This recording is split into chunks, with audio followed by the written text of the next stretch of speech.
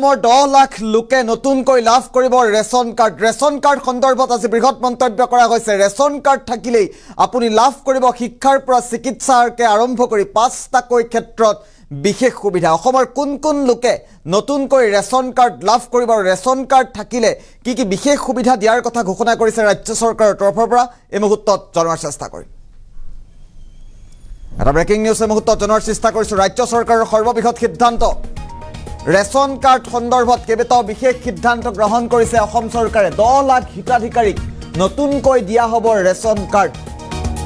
অসমৰ 10 লাখ হিতাধিকাৰীক নতুনকৈ ৰেচন কাৰ্ড দিব কেন্সাৰ কিডনি হাৰ্ট এটেকৰ ৰোগীৰ বাবে বিশেষ সুবিধা থাকিব ৰেচন কাৰ্ডত শীঘ্ৰে এইসকল ৰোগীক আবেদন কৰাৰ আহ্বান জনাইছে ৰাজ্য চৰকাৰে এটা গুৰুত্বপূৰ্ণ খবৰ এই মুহূৰ্তত জনোৱাৰ চেষ্টা কৰিছো সম্পূৰ্ণ নতুনকৈ 10 লাখ হিতাধিকাৰীক ৰেচন কাৰ্ড প্ৰদান কৰিব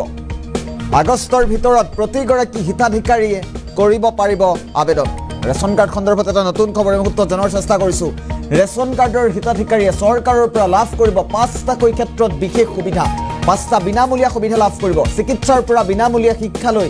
লাভ কৰিব ৰেচন কাৰ্ডৰ হিতাধিকাৰীয়ে আনহাতে যিকোনো মুহূৰ্ততে প্ৰায় 2 লাখ ৰেচন কাৰ্ড কৰ্তন কৰিব চৰকাৰে ৰাজ্য চৰকাৰে প্ৰস্তুত কৰিছে বৃহৎ তালিকা ৰাজ্য চৰকাৰৰ তৰফৰ পৰা বৃহৎ তালিকা প্ৰস্তুত কৰা হৈছে ইতিমধ্যে 35 লাখ হিতাধিকাৰীৰ ৰেচন কাৰ্ড কৰ্তন কৰিছে ৰাজ্য চৰকাৰে ৰেচন কাৰ্ড কৰ্তন কৰি প্ৰকৃত হিতাধিকাৰীক ৰেচন কাৰ্ড দিয়াৰ যোজা চলিছে অসমত আধাৰ লিংক কৰাৰ সময়ত বহু ভুৱা হিতাধিকাৰী আহিছে পোহৰলৈ যেতিয়া আধাৰ কাৰ্ড লিংক হৈছে তেতিয়া বহু হিতাধিকাৰীয়ে ভুৱাকৈ ৰেচন কাৰ্ড লৈ আছিল সেইসকল হিতাধিকাৰীক কৰ্তন কৰা হ'ব ৰেচন কাৰ্ড প্ৰকৃত হিতাধিকাৰীকহে ৰেচন প্ৰদানৰ সিদ্ধান্ত গ্ৰহণ কৰিছে ৰাজ্য চৰকাৰে নতুনকৈ 10 লাখ লোকক ৰেচন কাৰ্ড দিয়াৰ সিদ্ধান্ত গ্ৰহণ কৰিছে অসম চৰকাৰৰ তৰফৰ পৰা ৰাজ্য চৰকাৰৰ তৰফৰ পৰা উল্লেখ কৰা হৈছে কেবেটাও ক্ষেত্ৰত বিশেষভাৱে সুবিধা লাভ কৰিব ৰেচন কাৰ্ডৰ হিতাধিকাৰীয়ে যদি আপোনাৰ ৰেচন কাৰ্ড আছে আপুনি পাঁচটাকৈ ক্ষেত্ৰত চিকিৎসা শিক্ষাৰ পৰা আৰম্ভ কৰি পাঁচটাকৈ ক্ষেত্ৰত বিশেষভাৱে সুবিধা লাভ কৰিব যোগান মন্ত্ৰী ৰঞ্জিত দাসে এই সন্দৰ্ভত মন্তব্য আগবঢ়াইছে আমি পুনে মন্তব্য শুনোৱাৰ চেষ্টা কৰিম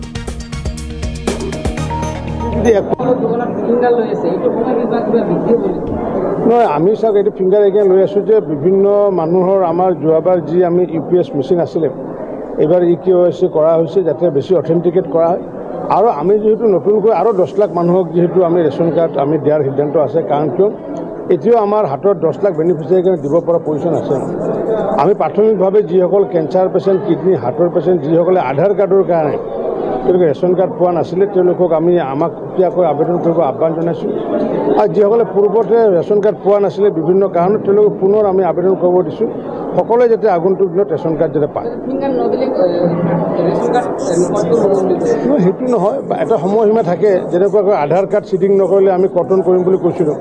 গতিকে এইটোতো সকলোৱে সহযোগিতাত হ'ব লাগিব এটা কাম মই বিভাগৰ মন্ত্ৰীয়ে কৰিব নোৱাৰিম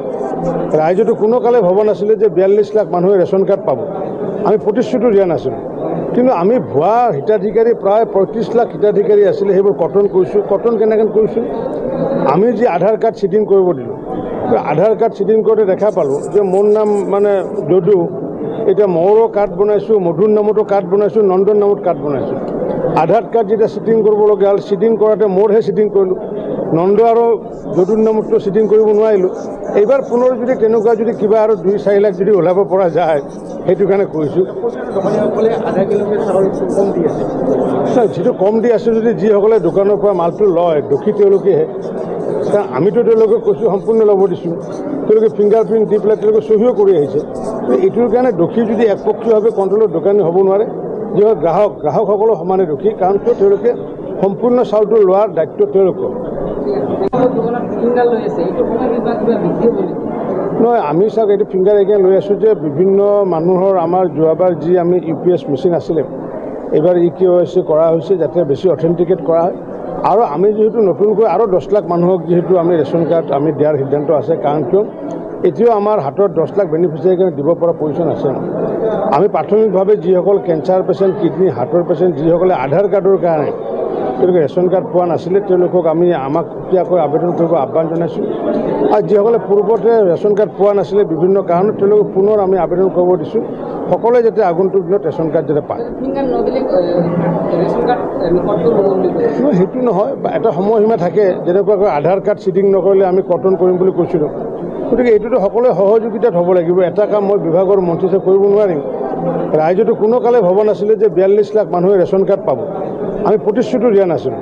কিন্তু আমি ভুৱা হিতাধিকাৰী প্ৰায় 35 লাখ হিতাধিকাৰী আছিলে সেইবোৰ কৰ্তন কৰিছোঁ কৰ্তন কেনেকৈ কৰিছোঁ আমি যি আধাৰ কাৰ্ড চিডিং কৰিব দিলোঁ আধাৰ কাৰ্ড চিডিং কৰোঁতে দেখা পালোঁ যে মোৰ নাম মানে যদু এতিয়া মৌৰৰ কাৰ্ড বনাইছোঁ মধুৰ নামতো কাৰ্ড বনাইছোঁ নন্দন নামত কাৰ্ড বনাইছোঁ আধাৰ কাৰ্ড যেতিয়া চিডিং কৰিবলগীয়া হ'ল চিডিং কৰাতে মোৰহে চিডিং কৰিলোঁ নন্দ আৰু যদুৰ নামতো চিডিং কৰিব নোৱাৰিলোঁ এইবাৰ পুনৰ যদি তেনেকুৱা যদি কিবা আৰু 2-4 লাখ যদি ওলাব পৰা যায় সেইটো কাৰণে কৈছোঁ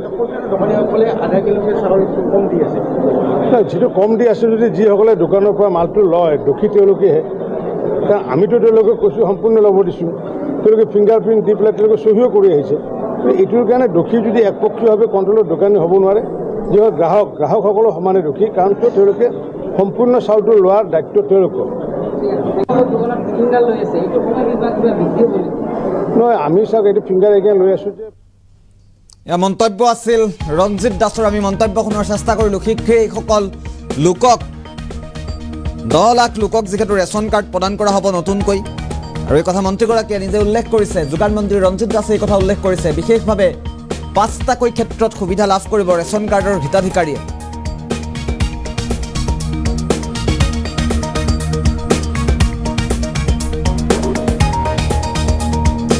পুনৰবাৰ ফুল পেটত উল্লেখ কৰাৰ চেষ্টা কৰিম ৰেচন কাৰ্ড থাকিলে কি কি বিশেষ সুবিধা লাভ কৰিব পুনৰবাৰ উল্লেখ কৰাৰ চেষ্টা কৰিছোঁ ৰাজ্যৰ 10 লাখ লোকক নতুনকৈ ৰেচন কাৰ্ড প্ৰদান কৰিব ৰাজ্য চৰকাৰে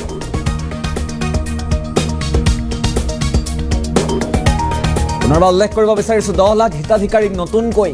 ৰেচন কাৰ্ড দিয়াৰ কথা ঘোষণা কৰিছে কেবিনেট মন্ত্ৰী ৰঞ্জিত দাসে কেঞ্চাৰ কিডনী হাৰ্ট এটেকৰ ৰোগীৰ বিশেষ সুবিধা থাকিব ৰেচন কাৰ্ডত আৰু শীঘ্ৰে এই ৰোগীক আবেদন কৰাৰ বাবে আহ্বান জনাইছে যোগান মন্ত্ৰীগৰাকীয়ে সম্পূৰ্ণ নতুনকৈ 10 লাখ হিতাধিকাৰীক ৰেচন প্ৰদান কৰাৰ কথা সিদ্ধান্ত গ্ৰহণ কৰিছে ৰাজ্য চৰকাৰে আগষ্টৰ ভিতৰত প্ৰতিগৰাকী হিতাধিকাৰীয়ে এই আবেদন কৰিব পাৰে আৰু আবেদন কৰিবৰ বাবে যোগান মন্ত্ৰীগৰাকীয়ে আহ্বান জনাইছে পুনৰবাৰ ৰঞ্জিত দাসৰ মন্তব্য যিহেতু আমাৰ হাতত আহি পৰিছে পুনৰবাৰ মন্তব্য শুনাৰ চেষ্টা কৰিম দোকানৰ পৰা